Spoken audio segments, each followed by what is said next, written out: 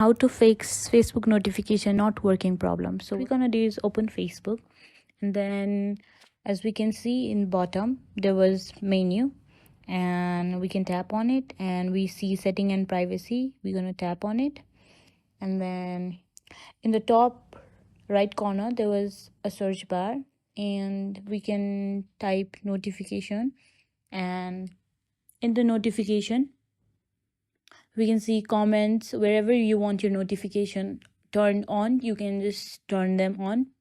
And as you can see, all of my notification are turned on.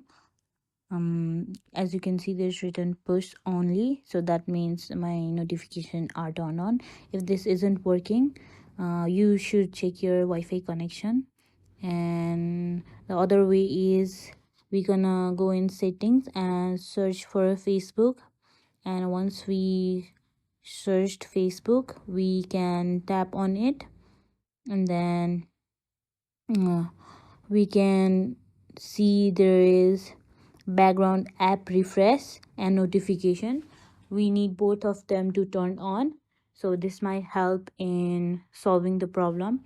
And even this is not helping out, then what we're gonna do is we're gonna delete our Facebook app and we're gonna install it again, so it might help.